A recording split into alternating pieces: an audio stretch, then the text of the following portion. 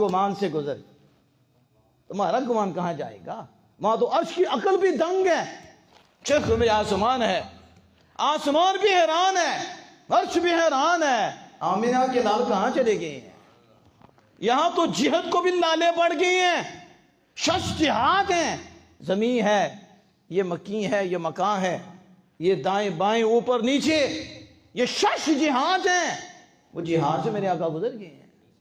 تو یہاں تو جہاد کو بھی لالے پڑ گئے ہیں، تم کدھر جاؤ گے؟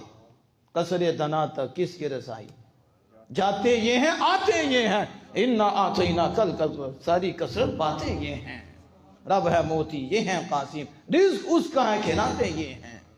انہیں کیا پتا کہ حضور کی شان کیا ہے، حضور کا مقام کیا ہے، تو پھر وہ پریشان ہے۔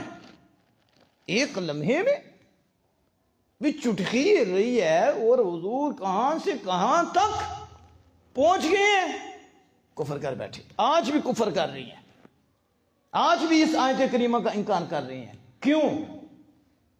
ان کی عقل میں نہیں آ رہا۔ ہم نے کہا ہم نے عقل کا کلمہ پڑھا ہی نہیں، ہم نے عقل کا کلمہ نہیں پڑھا، ہم نے اللہ کے محبوب کا کلمہ پڑھا ہے، اور ہمیں تو قرآن و حدیث نے سمجھایا ہے، لیکن تمہیں سمجھ نہیں آئی۔ ہمارے تو وہ بھی ہیں کہ جن پہ اللہ نے یوں کرم فرمایا ہے اور انہوں نے یوں سمجھایا ہے، عقل قربان کن بپیش مصطفیٰ، اور جہاں حضور آ جائیں پھر عقل پیچھے کر دے، تیری عقلیں وہاں کیا کریں گی؟